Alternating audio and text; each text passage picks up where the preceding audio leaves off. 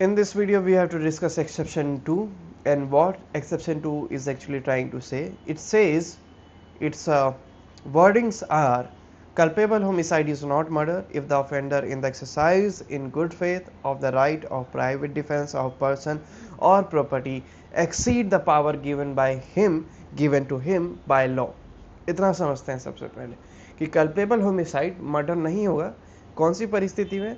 जब एक व्यक्ति अपने right to self defence, right to private defence का यूज़ करते हुए खुद की रक्षा करता है या किसी व्यक्ति की रक्षा करता है या किसी प्रॉपर्टी की रक्षा करता है, और वैसी परिस्थिति में सामने वाला जो है ऑफेंडर है अटैक करता है इस पे, और उस सिचुएशन में अगर ये उस व्यक्ति को मार भी देता है because of right of private defence, तो वैसी परिस्थिति में कल्पेबल होमिसाइड मर्डर में कन्वर्ट नहीं होगा। कल्पेबल होमिसाइड ही रह जाएगा, जो हमने रीड किया था, जिसकी डेफिनेशन हमने रीड की थी सेक्शन 100 में। ठीक है, तो एक्सेप्शन 2 इज ट्राइंग टू से कल्पेबल होमिसाइड मर्डर में कन्वर्ट नहीं होगा। कब? जब कोई भी व्यक्ति जो कि विदाउट एनी मैलाफाइड इंटेंशन, बिना किसी गलत इरादे के, यानी कि गुड फेथ होनी चाहिए उसकी, ठीक है, उसका इरादा नेक होना चाहिए, और वो डिफेंस कर रहा हो या तो किसी व्यक्ति का या खुद का या किसी प्रॉपर्टी का, जहाँ पर वो गलत नहीं है, सामने वाला गलत है, और उससे बचने के लिए या किसी को बचाने के लिए वो अपना right of private defence use करता है। तो ऐसी परिस्थिति में इस व्यक्ति से सामने वाला मर भी जाए तो वो मर्डर नहीं होगा। Exceed the power given to him by law, ये जो राइट ऑफ प्राइवेट डिफेंस दिया गया है, मिला है उस व्यक्ति को, किसके द्वारा मिला गया है? जब सही तरीके से वो यूज़ कर रहा हो उस राइट ऑफ प्राइवेट डिफेंस का जो उसे इंडियन लॉ के अकॉर्डिंग मिला हुआ है, and causes the death of the person against whom he is exercising such right of private defense without premeditation, और बिना सोचे समझे, बिना उसकी गलती के, एक अच्छे इरादे से, अच्छा इरादा मीन्स किसी को बचाने के लिए, किसी की प्रॉपर्टी बचाने के लिए, उससे अगर बिना सोचे समझे, बिना प्लानिंग प्लॉटिंग किए हुए अगर मर्डर हो जाता है ऑल ऑफ द सडन, ठीक है, तो ऐसी परिस्थिति में कल्पेबल होमिसाइड मर्डर में कन्वर्ट नहीं होगा। And without any intention of doing more harm then is necessary for the purpose of such defence, ना ही उसके माइंड में, ना ही वो प्लानिंग प्लॉटिंग करे, ना ही उसकी इंटेंशन हो सामने वाले को मारने की, और ना ही वो उतना फोर्स लगाए जितनी रिक्वायरमेंट थी। मान लीजिए सामने वाले के हाथ में डंडा था, और उससे बचने के लिए वो व्यक्ति कहता है, जो इधर व्यक्ति है, वो कहता है कि मैं राइट ऑफ प्राइवेट डिफेंस अपना यूज़ करूंगा, और गन निकाल लेता है, जबकि वो 10 मीटर की दूरी पे था और उसके हाथ में डंडा था, दोनों के बीच में 10 मीटर की दूरी थी। अब ये खुद के बचाव के लिए ये नहीं कह सकता कि वो डंडा मेरे सर पे मार देता, वो वहीं पे खड़ा था, खुद के बचाव के लिए गन निकालता है और उसको गोली मार देता है दूसरे व्यक्ति को जिसके हाथ में डंडा था, तो वो ऐसा नहीं कर सकता। इसमें दो चीज़ें, दो टर्म्स मेंशन की गई हैं। एक, विदाउट प्रीमेडिटेशन, यानी कि बिना सोचे समझे ऑल ऑफ द सडन जो हो जाता है वो वाला, जब सेंसेस काम में नहीं, सेंसेस कंट्रोल में नहीं रहते, वो वैसी परिस्थिति में होना चाहिए। और दूसरा, उतना ही फोर्स लगाए जितनी आवश्यकता थी, उससे अगर ज़्यादा फोर्स लगाएगा तब कल्पेबल होमिसाइड मर्डर में कन्वर्ट हो जाएगा, लेकिन उतना ही फोर्स लगाए जितनी आवश्यकता थी और उस फोर्स से सामने वाले व्यक्ति की मृत्यु हो गई है, तो वो कल्पेबल होमिसाइड मर्डर में कन्वर्ट नहीं होगा। This is what exception 2 is trying to say. ठीक है, exception 2 is actually trying to say, फिर से एक बार रिपीट कर देता हूँ फॉर द क्लियरेंस, कि अगर कोई व्यक्ति अच्छे इरादे से किसी व्यक्ति को बचाने के लिए या किसी की प्रॉपर्टी बचाने के लिए सामने वाले व्यक्ति पे अटैक कर देता है, बिना सोचे समझे, without any intention, without any mala fide intention, और उतना ही फोर्स लगाता है जितनी की आवश्यकता थी, उससे ज़्यादा नहीं लगाता है, और उस फोर्स को लगा के सामने वाला व्यक्ति अगर सामने वाले व्यक्ति की अगर मृत्यु हो जाती है दुर्भाग्यवश, तो ये कल्पेबल होमिसाइड होगा, ये मर्डर में नहीं होगा, मर्डर में काउंट नहीं होगा। This is what exception 2 is trying to say. अब इसका इलस्ट्रेशन देखते हैं। इलस्ट्रेशन इसका थोड़ा सा ट्विस्टेड है, इसको समझते हैं। Z attempts to horsewhip A, Z प्रयास करता है ए को हॉर्स वाइप करने का। हॉर्स वाइप होती है एक पतली सी फ्लेक्सिबल स्टिक होती है, ठीक है, ताकि उसके लास्ट में आई गेस रबड़ लगा हुआ होता है, ठीक है, बहुत लास्टिसिटी उसमें बहुत होती है, फ्लेक्सिबल होता है वो।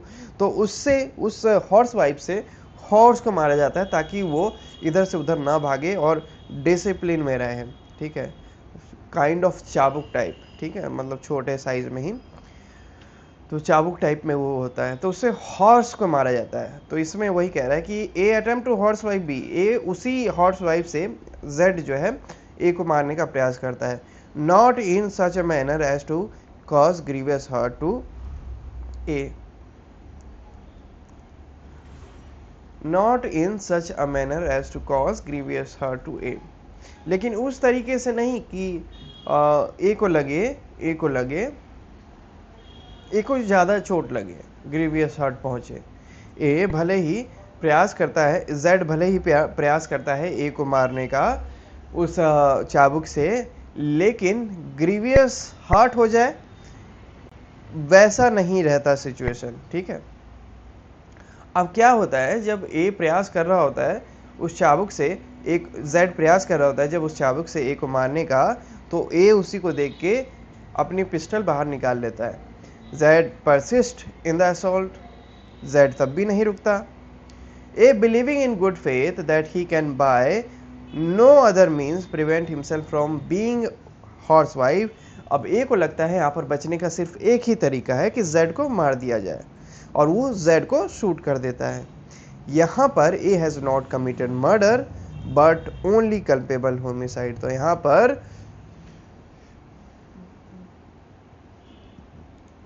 पर ए ने मर्डर नहीं किया है बल्कि कल्पेबल होमिसाइड किया है, क्योंकि जेड लगातार ए को हॉर्स वाइप कर रहा था, यानी कि उस चाबुक से मार रहा था।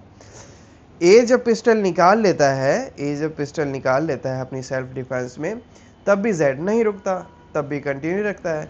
अब ए को लगता है कि बचने का सिर्फ एक ही तरीका है कि जेड को गोली मार दिया जाए, और फिर जेड को गोली मार भी देता है।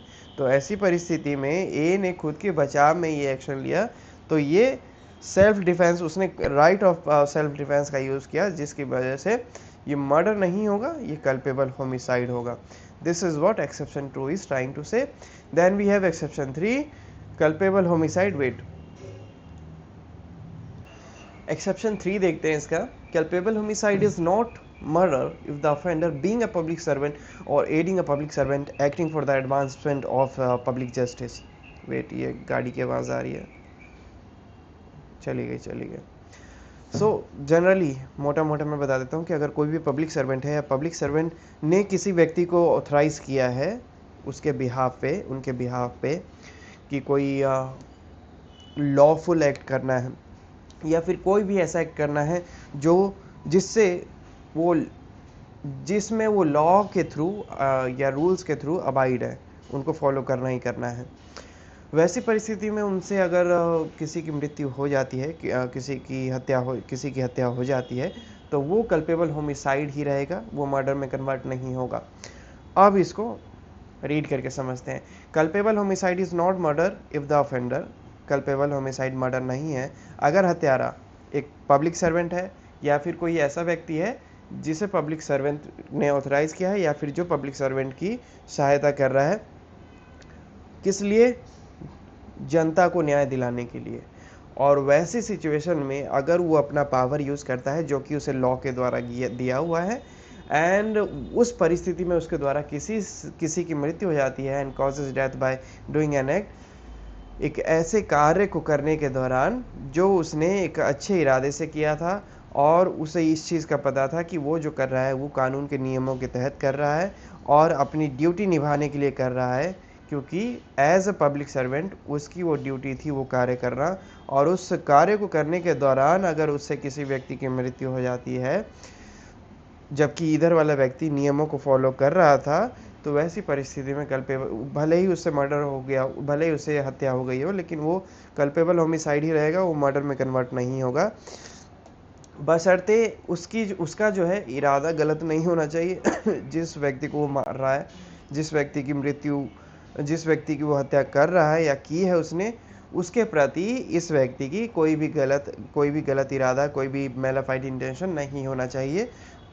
शर्त बस ये है, अगर ऐसा होता है तो ऐसी परिस्थिति में जो पब्लिक सर्वेंट है या फिर पब्लिक सर्वेंट की सहायता करता हुआ व्यक्ति है वो मर्डर के लिए लायबल नहीं होगा, मर्डर के लिए उस पर चार्जेस नहीं होंगे, क्योंकि उसकी इंटेंशन सबसे पहली चीज़ क्योंकि वो कानून के नियमों को फॉलो कर रहा था, क्योंकि वो कानून के नियमों से बाधित था। एज अ पब्लिक सर्वेंट उसकी ड्यूटी थी वो एक्ट करना, और वो एक्ट कर रहा था ताकि वो जनता को न्याय दिला सके डायरेक्टली इनडायरेक्टली। उसके बाद उसके इरादे अच्छे होने चाहिए, उसकी इलविल नहीं होने चाहिए, यानी कि उसका बुरा इरादा नहीं होना चाहिए दूसरे व्यक्ति के प्रति। इन सब पॉइंट्स को ध्यान में रखते हुए अगर उस अपने एक्ट को एग्जीक्यूट करने के दौरान उससे किसी की हत्या हो जाती है तो वो कल्पेबल होमिसाइड ही रहेगा, वो मर्डर में कन्वर्ट नहीं होगा। This is what exception 3 is trying to से।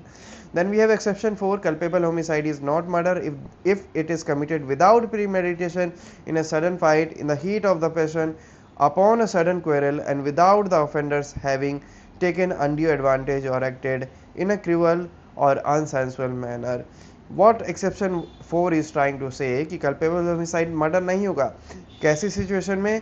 जब दो व्यक्ति अचानक से लड़ते हैं, दोनों में झगड़ा हो जाता है और उसी में प्रोवोकेशन के दौरान दूसरा व्यक्ति जो है वो बिना सोचे समझे सामने वाले व्यक्ति पे अटैक कर देता है, और अटैक के दौरान इसकी इंटेंशन नहीं होनी चाहिए उसे मारने की, और उसी अटैक के दौरान जो है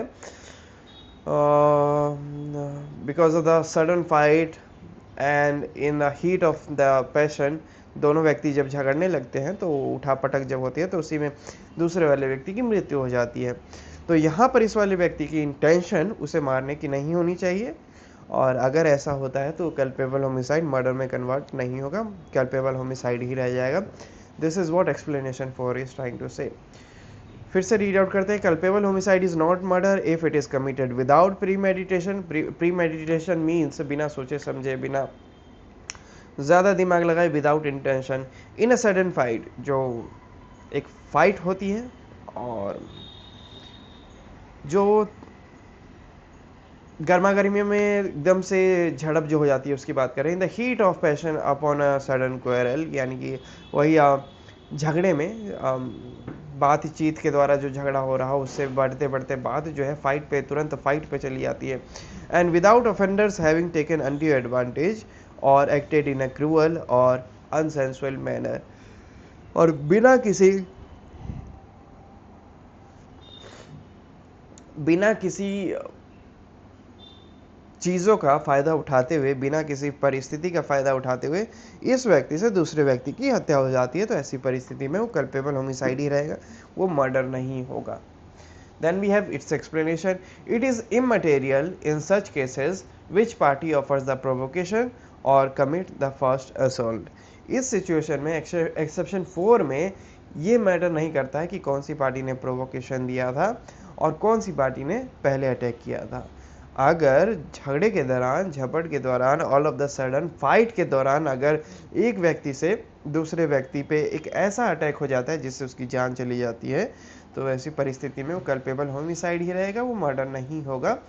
और उसी के बाद एक्सप्लेनेशन कहता है कि इससे फर्क नहीं पड़ता कि प्रोवोक किसने किया या फिर पहले अटैक किसने किया इस एक्सेप्शन में। Then we have exception 5, culpable homicide is not murder when the person whose death is caused being above the age of 18 years suffers death or takes the risk of death with his own consent। यहाँ पर ये कह रहा है कि culpable homicide तब भी murder नहीं होगा जब सामने वाला व्यक्ति, जब दोनों व्यक्ति 18 साल से ऊपर के हों और दोनों ये रिस्क लेते हों कि उनकी अगर मृत्यु हो जाए तो उसकी सामने वाले व्यक्ति की जवाबदेही नहीं होगी, यानी कि बेसिकली वो व्यक्ति अपना कंसेंट दे देते हैं, जो कि हम हॉस्पिटल में देखते हैं या फिर जब हम झूला वगैरह झूलने जाते हैं, बंजिंग जंपिंग करते हैं, तो वहाँ पे एक कंसेंट लेटर होता है। तो वहाँ पे जो व्यक्ति है जो 18 साल से ऊपर का है वो स्वयं में खुद से कंसेंट दे रहा होता है कि अगर मुझे कुछ हो भी जाता है तो उसकी जवाबदेही सामने वाले व्यक्ति की नहीं होगी। ठीक है, तो ये एक्सेप्शन 5 वही कह रहा है कि culpable homicide is not murder, culpable homicide murder नहीं है। अगर मृत्यु होती है, अगर किसी व्यक्ति की जान जाती है जो कि 18 साल से ऊपर का है और उसकी मृत्यु होती है और वो उस रिस्क को, डेथ के रिस्क को स्वयं में पता चलता है कि उसने लिया था, ठीक है, without any force consent, without any force pressure वगैरह किसी की, मतलब उसने अपनी स्वेच्छा से खुद से कंसेंट दिया था और वो 18 साल से ऊपर का भी था कि अगर उसे कुछ हो जाता है तो दूसरे पार्टी की जवाबदेही नहीं होगी, दूसरे पार्टी की जिम्मेदारी नहीं होगी, वो मतलब पहला वाला पार्टी खुद रिस्क उठा लेता है। इसका इलस्ट्रेशन देखते हैं। A by investigation voluntarily causes Z a child to commit suicide. A by instigation, A क्या करता है, जेड को इंस्टिगेट करता है, उकसा देता है जेड जो कि एक बच्चा है सुसाइड कमिट करने के लिए, ठीक है। हियर ऑन अकाउंट ऑफ जेड्स youth he was incapable of giving consent to his own death. अब क्योंकि यहाँ पर जेड जो है युवा था, यानी कि 18 साल से कम ही का था, बच्चा था, तो उसका कंसेंट जो है वो मायने नहीं रखता है, ठीक है। वो डेथ के लिए, अपने फ्यूचर डेथ के लिए कंसेंट दे ही नहीं सकता है, ठीक है। तो ऐसी परिस्थिति में A has therefore abetted murder, तो यहाँ पर ए को लायबल पाया जाएगा मर्डर के अबेटमेंट के लिए, ठीक है, कि उसने उकसाया है किसी व्यक्ति को सुसाइड करने के लिए।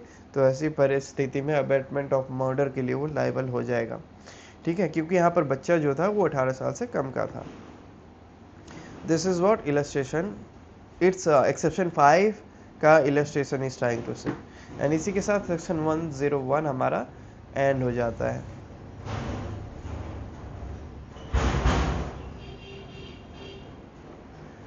ठीक है, इसको एक बार फिर से रीड कर लें।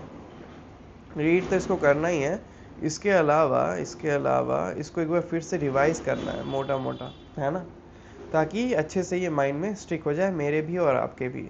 मर्डर की डेफिनेशन स्टार्ट होती है इस सेंटेंस से कि कल्पेबल होमिसाइड ही मर्डर है। कब? ए, जब किसी की हत्या की गई हो इरादे से।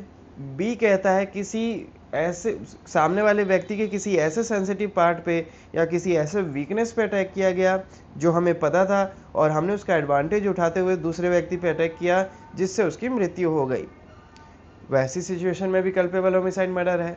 सी कहता है कि हमने उसे ऐसी जगह क्षति पहुंचाई जहां पर कोई भी व्यक्ति होता तो उसकी मृत्यु हो जाती, तो ऐसी परिस्थिति में भी कल्पेबल होमिसाइड मर्डर है। और डी कहता है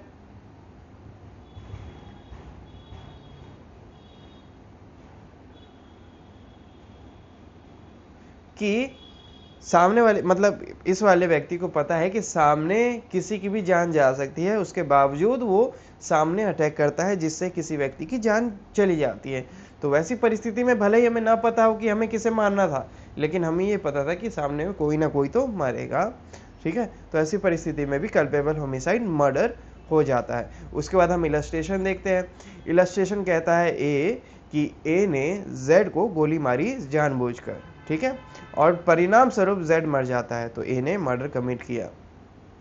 यहाँ पर बी कहता है, इलस्ट्रेशन बी कहता है कि ए को पता था जेड की किसी डिजीज के बारे में और वो जेड के उसी वीकनेस पे अटैक कर देता है जिससे जेड की मृत्यु हो जाती है। ऐसी परिस्थिति में ए जो है लायबल होगा मर्डर के लिए। लेकिन वहीं पर अगर ए को नहीं पता था उसके वीकनेस का और वो जेड पे अटैक करता है जिससे जेड की मृत्यु हो जाती है, तो क्योंकि ए को वीकनेस नहीं पता थी तो यहाँ पर वो मर्डर के लिए लायबल नहीं होगा। वहां पर फिर सी कहता है ए ने इंटेंशनली जेड को एक ऐसी जगह पे क्षति पहुंचाई जहां पर कोई भी आम व्यक्ति होता तो उसकी मृत्यु निश्चित थी, परिणाम स्वरूप जेड मर जाता है, तो यहाँ पर ए गिल्टी हो जाता है मर्डर के लिए, भले ही उसने मर्डर का इरादा ना रखा हो। देन वी हैव डी, ए जो है वो फायर लोडेड कैनन जो है वो फायर करता है सामने भीड़ पे, वहां पर परिणाम स्वरूप कोई मर जाता है। तो ऐसी परिस्थिति में ये माना जाएगा कि ए ने मर्डर किया है, भले ही उसने चूज ना किया हो कि ए सामने बी मरेगा या सी मरेगा डी मरेगा, लेकिन उसे ये पता है कि कोई ना कोई तो मरेगा, तब भी वो अटैक कर देता है, तो वो मर्डर के लिए लायबल होगा। उसके बाद एक्सेप्शन आते हैं, 5 एक्सेप्शन आते हैं। ये 5 एक्सेप्शन कहते हैं कि कल्पेबल होमिसाइड मर्डर नहीं होंगे। कब कब? यहाँ पे हमने स्टार्टिंग में देखा था कि कल्पेबल होमिसाइड मर्डर होंगे। कौन कौन से सिचुएशन में? इन 4 सिचुएशन में। लेकिन इसके अपवाद भी हैं, इसके एक्सेप्शन भी है जो कह रहा है कि कल्पेबल होमिसाइड मर्डर नहीं होंगे। कौन सी सिचुएशन में? जब एक व्यक्ति खुद के सेल्फ, जब एक व्यक्ति दूसरे के द्वारा प्रोवोक किए जाने पर अपना आपा खो देता है, ठीक है, जब दूसरे के द्वारा प्रोवोक किए जाने पर जब ये व्यक्ति आपा खो देता है, तो ऐसी परिस्थिति में इस व्यक्ति से अगर किसी की हत्या हो भी जाती है, सामने वाले व्यक्ति की हत्या हो भी जाती है, तो वो मर्डर नहीं माना जाएगा, वो कल्पेबल होमिसाइड ही रहेगा, बशर्ते इसके भी कुछ नियम हैं कि वो sought or voluntary provocation is not sought or voluntary provoked by the offender as an excuse for killing or doing harm to any person, बशर्ते कि इस व्यक्ति ने उस व्यक्ति को ना उकसाया हो कि वो व्यक्ति हमें उकसाए, और फिर वो हमें उकसाए तो फिर हम उसे मारे, तो ये चीज़ नहीं होनी चाहिए। बी कहता है given by anything done in disobedience provided provocation is not given by the disobedience law or public servant in the law exercise of the power of such public servant।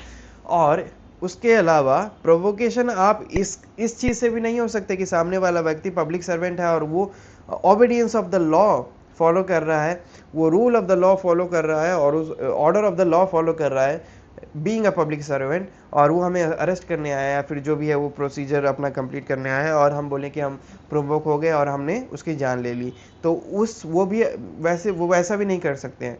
Then C is saying given by anything done in the lawful exercise of the right of private defence, और जब कोई right of private defence अपना use कर रहा हो और उस right of private defence use करने के दौरान भी हम उसे मार के ये नहीं बोल सकते कि हम प्रोवोक हो गए थे उसके राइट ऑफ प्राइवेट डिफेंस का यूज़ करते हुए।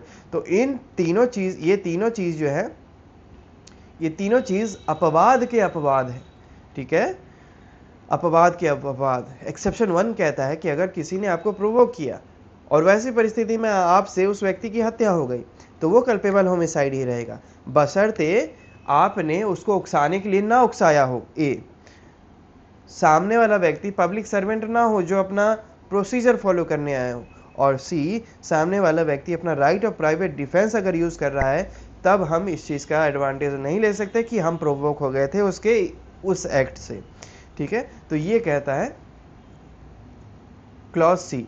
Then we have its explanation कहता है whether the provocation was grave and sudden enough to prevent the offence from amounting to murder is a question of fact, कि provocation उतना serious था, उतना बड़ा था या फिर उतना क्विकली था कि सामने वाले व्यक्ति को अटैक करना पड़ गया और जिससे उसकी जान चली गई, ये सब फैक्ट्स जो है मैटर करेगा कोर्ट पे, and this will be the question of fact. Court decide करेगा कि वाकई में वो प्रोवोकेशन था या नहीं था। Then we had illustration A क्या कहता है, A under the influence of passion excited by provocation given by Z intentionally kill Z. A provocation के दौरान प्रोवोकेशन ए को प्रोवोक करता है जेड, वहीं पर ए मार देता है वाई को जो कि जेड का बच्चा था।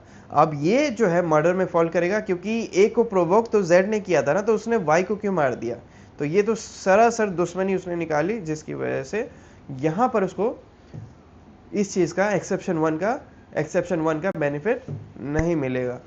Then we have Y gives grave and sudden provocation to A, Y जो है ए को प्रोवोकेशन देता है, प्रोवोक करता है, A on this provocation fire a pistol at Y, A इसके परिणाम स्वरूप वाई पे फायर कर देता है, neither intending nor knowing himself to be likely to kill Z.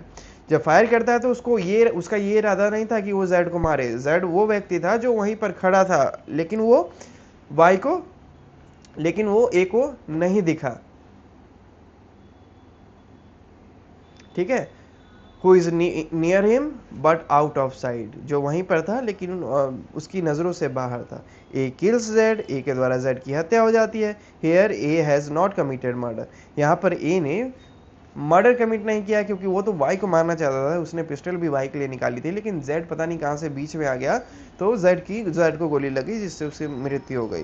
तो क्योंकि यहाँ पे इंटेंशन नहीं था जेड को मारने के लिए, इसलिए ये कल्पेबल होमिसाइड ही रह जाएगा, मर्डर में कन्वर्ट नहीं होगा।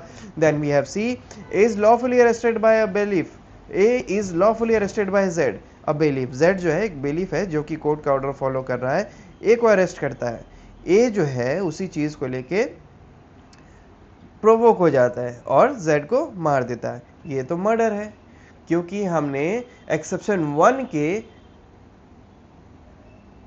प्रोविजो में देखा था, प्रोवाइजो में देखा था, क्लॉज बी में देखा था कि उसमें ये कह रहा है कि अगर कोई पब्लिक सर्वेंट है जो अपना ड्यूटी फॉलो अप कर रहा है, तो ऐसी परिस्थिति में आप इस चीज़ का एडवांटेज नहीं ले सकते, इसलिए ये मर्डर में काउंट होगा। This is murder in as much as the provocation was given by a thing done by a public servant in the exercise of his power. ये जो एक्ट है अरेस्ट करने का ए को, वो पब्लिक सर्वेंट के द्वारा किया गया था क्योंकि उसकी ड्यूटी थी वो करना। Then we have D, A appears as a witness before Z magistrate. यहाँ पर ए जो है जेड के सामने प्रेजेंट होता है। जेड जो है यहाँ पे एक मैजिस्ट्रेट है और जेड कहते हैं ए की सारी बातें सुनने के बाद कि मुझे नहीं लगता कि ए सच कह रहा है और ए ने जो गवाही दी है वो झूठी गवाही दी है। यही सुनकर ए जो है प्रोवोक हो जाता है और जेड की हत्या कर देता है। तो दिस इज मर्डर, क्योंकि यहाँ पे मैजिस्ट्रेट जो है उन्होंने प्रोवोक नहीं किया है, वो तो बस अपनी ड्यूटी फॉलो अप कर रहे थे। तो ऐसे में ए का प्रोवोक हो जाना और मार देना जेड को, जो कि एक मैजिस्ट्रेट है, तो ये तो एक मर्डर में काउंट होगा। यहाँ पर कल्पेबल होमिसाइड मर्डर में कन्वर्ट हो गया। Then we have E as an illustration. A attempts to pull Z's nose. Z, in the exercise of the right of private defense, lays hold of A to prevent him from doing so. A is moved to sudden and violent passion in consequence and kills Z. This is murder in as much as the provocation was giving by a thing done in the exercise of the right of the private defense. ए ने Z की नाक खींची, Z की नाक खींची तो Z को objection हुआ, तो उसने उसका हाथ जो है वो हटा दिया झटका के। तो ऐसी परिस्थिति में ए जो है ट्रिगर हो गया और फिर वो प्रोवोक हो गया, और प्रोवोक हो गया तो उसने जेड की हत्या कर दी। तो ये भी कल्पेबल होमिसाइड में नहीं हुआ, क्योंकि प्रोवोकेशन भी तो स्टार्ट इसी ने किया था नाक पुल करके। अब नाक पुल करके प्रोवोकेशन किया था तो उसने तो अपना right of private defence use किया, और राइट ऑफ प्राइवेट डिफेंस अगर वो यूज कर रहा है तो एक्सेप्शन 1 के क्लॉज सी में हमने देखा था कि अगर कोई right of private defence use कर रहा है तो वैसी परिस्थिति में आप उसको मार के कल्पेबल होमिसाइड को कल्पेबल होमिसाइड पे नहीं रख सकते, वो कल्पेबल होमिसाइड मर्डर में कन्वर्ट हो जाना है। Then we have Z, then we have illustration F. Z strikes B, Z जो है बी को मारता है। B is by this provocation excited to violent rage. A a bystander intending to take advantage of B's rage। Z जो है B को मारता है, Z प्रोवोक हो जाता है, Z प्रोवोक हो जाता है तो Z हमला करने जाता है, Z जो है B को मारता है और B प्रोवोक हो जाता है। अब B जब प्रोवोक हो जाता है तो B Z को मारने जाता है। वहीं पर एक बायस्टैंडर, एक खड़ा व्यक्ति होता है, एक राही होता है A, उसकी दुश्मनी चल रही होती है Z से। तो वो क्या करता है, बी तो गुस्से में था ही, उसके हाथ में जाके चाकू दे देता है, तो बी प्रोवोकेशन में था ही, जेड को मार देता है। तो यहाँ पर बी कल्पेबल होमिसाइड के लिए एलिजिबल होगा क्योंकि वो तो प्रोवोक हुआ था और ए चाहता था, एक की इंटेंशन थी जेड को मरवाने की, तो वो मर्डर के लिए लायबल होगा। Then we have exception 2। Exception 2 कहता है कि कल्पेबल होमिसाइड तब भी मर्डर नहीं होगा जब एक व्यक्ति अपना अच्छे इरादे से, बुरे इरादे से नहीं, अच्छे इरादे से खुद का बचाव कर रहा हो या किसी व्यक्ति का बचाव कर रहा हो या किसी प्रॉपर्टी का बचाव कर रहा हो, और वैसी परिस्थिति में वो अपना right of private defence use कर रहा है और बशर्ते उसने इंटेंशन ना रखी हो सामने वाले व्यक्ति को मारने की, ऑल ऑफ द सडन वो हो गया हो, और ये भी इंटेंशन ना रखी हो कि ज़रूरत से ज़्यादा उसको चोट पहुंचा दे, यानी कि जितने में काम बन सकता था उससे अधिक भी अगर हम पहुंचा रहे हैं तो वो भी नहीं होना चाहिए। तो ऐसी परिस्थिति में भी अगर कोई है तो वो कल्पेबल होमिसाइड में ही काउंट होगा, मर्डर में नहीं होगा। इसका इलस्ट्रेशन ए कहता है कि ए ने चाबुक से, जेड ने चाबुक से ए को मारने का प्रयास किया। ए ने खुद के बचाव के लिए पिस्टल निकाल के जेड के सामने रख दिया। ए जेड तब भी नहीं माना, तब भी वो मारे जा रहा है चाबुक से, तो ए ने फायर कर दिया जेड पे, जिससे जेड की मृत्यु हो गई। यहाँ पर ए ने ए लायबल होगा कल्पेबल होमिसाइड के लिए और मर्डर के लिए नहीं, ठीक है, क्योंकि उसने प्राइवेट डिफेंस में, राइट ऑफ प्राइवेट डिफेंस में ये चीज की। Then we have exception 3। Culpable homicide is not murder if the offender being a public servant और aiding a public servant acting for the advancement of public justice exceeds the power given to him by law and causes death by doing an act which he in good faith believes to be lawful and necessary for the due discharge of his duty as such public servant and without ill will toward the person whose death is caused. यानी कि culpable homicide तब भी murder नहीं होगा जब सामने वाला व्यक्ति जब ये व्यक्ति एक पब्लिक सर्वेंट है और बाकायदा कानून के नियमों को फॉलो करते हुए, उसकी ड्यूटी है उसको फॉलो करना, वो किसी को अरेस्ट करने जा रहा है या फिर जो भी सिचुएशन है, वैसी परिस्थिति में अगर उसका गैर इरादा नहीं था सामने वाले व्यक्ति को मारने के लिए और परिस्थिति वैसी बन जाती है और उसके इरादे भी सही हैं, वो अपनी ड्यूटी ही निभा रहा है और वैसी परिस्थिति में उस व्यक्ति से, उस पब्लिक सर्वेंट से दूसरे व्यक्ति की हत्या हो जाती है, तो फिर वो लायबल नहीं होगा मर्डर के लिए, बल्कि वो, ठीक है, वो गाना प्ले हो गया था इसके लिए मुझे पॉज करना पड़ा। तो वी वर ऑन एक्सेप्शन 3 कि अगर पब्लिक सर्वेंट है उसके द्वारा अगर विदाउट एनी मेलाफाइड इंटेंशन किसी की हत्या हो जाती है ड्यूटी फॉलो करने के दौरान, तो वो कल्पेबल होमिसाइड ही रहेगा, वो मर्डर में कन्वर्ट नहीं होगा। Then we have exception 4। Exception 4 is saying कि all of the sudden fight हो गया है, क्योंकि झगड़ा स्टार्ट हुआ था, ऑल ऑफ द सडन झगड़ा स्टार्ट हुआ, उसी से फाइट स्टार्ट हो गया। फाइट स्टार्ट हुआ तो दोनों में से किसी व्यक्ति से अचानक से दूसरे व्यक्ति पे हमला हो गया, जिससे किसी व्यक्ति की मृत्यु हो गई। अब इन दोनों में से किसी का इरादा नहीं था एक दूसरे को मारना की, लेकिन सिचुएशन ऐसी बिल्डअप हो गई, परिस्थिति ऐसी बिल्डअप हो गई कि दुर्भाग्यवश दोनों में से किसी एक की हत्या हो गई उसी फाइट के दौरान। तो ऐसी परिस्थिति में भी कल्पेबल होमिसाइड मर्डर में कन्वर्ट नहीं होगा, क्योंकि दोनों में से किसी का इरादा नहीं था एक दूसरे को मारने का, लेकिन हो गया। ऐसे केस में एक्सप्लेनेशन कहता है कि इससे फर्क नहीं पड़ेगा कि प्रोवोकेशन किसने किया नहीं किया, पहले किसने हमला किया वो नहीं किया, तो उससे फर्क नहीं पड़ेगा। वेट, कॉल आ रहा है, कहाँ गया ये? हेलो, हाँ नील भाई, ओ आता हूँ 2 मिनट में। So we have explanation 5। Explanation 5 is saying कि कल्पेबल होमिसाइड तब भी मर्डर नहीं है जब किसी ऐसे व्यक्ति की मृत्यु हो जाती है जो 18 साल से ज़्यादा का था और उसने बाकायदा खुद से स्वयं से विदाउट एनी फोर्स कंसेंट दिया था दूसरे व्यक्ति को कि अगर उसकी मृत्यु हो भी जाती है तो आप लायबल नहीं होंगे। बहुत सारी जगह हम हॉस्पिटल में देखते हैं, हम किसी एडवेंचरस एक्ट में देखते हैं, हम फाइट्स में देखते हैं, स्पोर्ट्स फाइट्स में देखते हैं कि बाकायदा कंसेंट दिया जाता है दोनों व्यक्ति के द्वारा, दोनों 18+ होते हैं।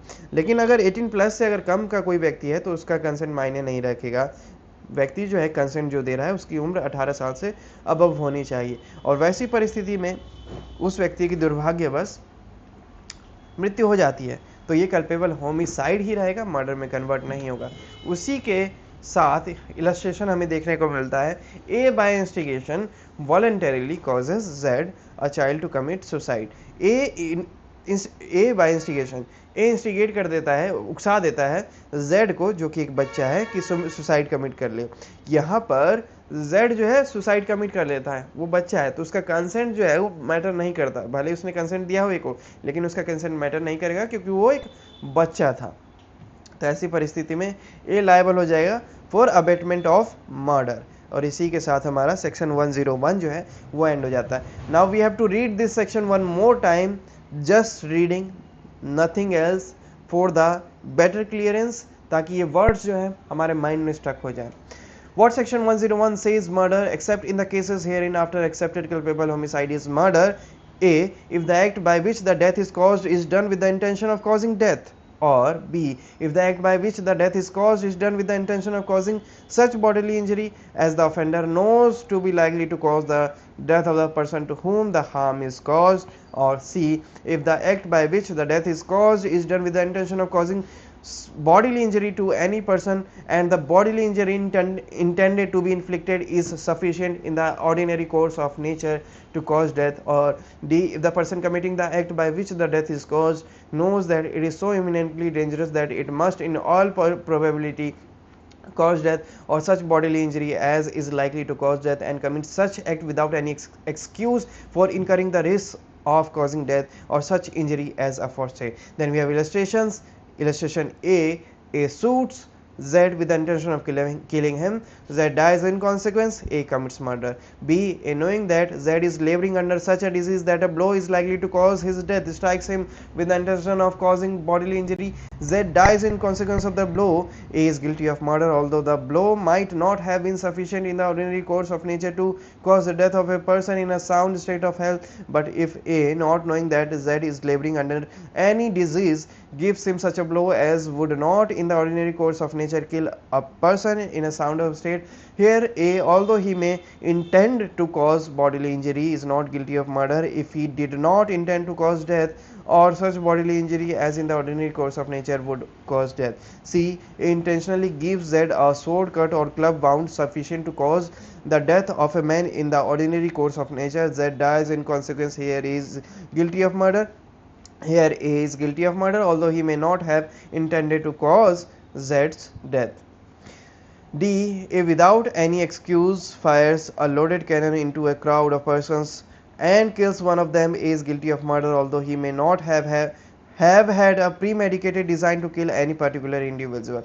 Then we have exception 1, culpable homicide is not murder if the offender was deprived of the power of the self-control by grave and sudden provocation, causes the death of the person who gave the provocation, or causes the death of any other person by mistake or accident, provided that the provocation is not A, shout or voluntarily provoked by the offender as an excuse for killing or doing harm to any person, B, given by anything done in obedience to the law or by a public servant in the lawful exercise of the powers of such public servant, C, given by anything done in the lawful exercise of the right of private defense.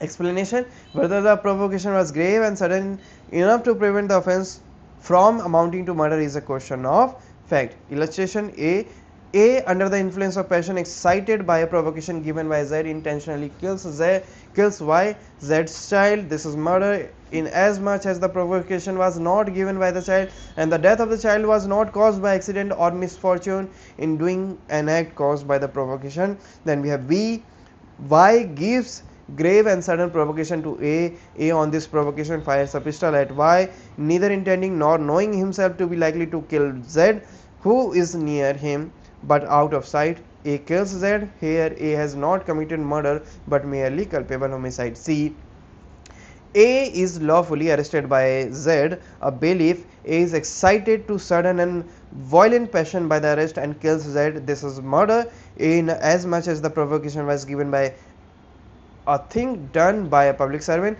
in the exercise of his powers. D, A appears as a witness before Z, a magistrate. Z says he does not believe a word of Z's deposition and that A has perjured himself, is moved to sudden passion by these words and kills Z. This is murder. E, A attempts to pull Z's nose. Z, in the exercise of the right of private defense, lays hold of A to prevent him from doing so. A is moved to sudden and violent passion in consequence and kills Z. This is murder in as much as the provocation was given by a thing done in the exercise of the right of private defense.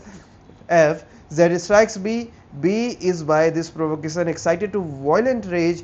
A bystander, intending to take advantage of B's rage and to cause him to kill Z, puts a knife into B's hand for that purpose. B kills Z with the knife. Here B may not have here B may have committed only culpable homicide, but A is guilty of murder. Then we have exception 2, culpable homicide is not murder if the offender in the exercise in good faith of the right of private defense of person or property exceeds the power given to him by law and causes the death of the person against whom he is exercising such right of defense without premeditation and without any intention of doing more harm than is necessary for the purpose of such defense. Then we have illustration: is Z attempts to horsewipe A not in such a manner as to cause grievous hurt to A. A draws out a pistol. Z persists in the assault. A, believing in good faith that he can by no other means prevent himself from being horsewiped, shoots Z death. dead, A has not committed murder but only culpable homicide. Then we have exception 3. Culpable homicide is not murder if the offender, being a public servant or aiding a public servant acting for the advancement of public justice, exceeds the powers given to him by law and causes death by doing an act which he in good faith believes to be lawful and necessary for the due discharge of his duty as such public servant and without ill will towards the person whose death is caused. Then we have exception 4. Culpable homicide is not murder if it is committed without premeditation, in a sudden fight, in the heat of passion, upon a sudden quarrel, and without the orders without the offenders having taken undue advantage or acted in a cruel or unusual manner. Explanation says it is immaterial in such cases which party offers the provocation or commit the first.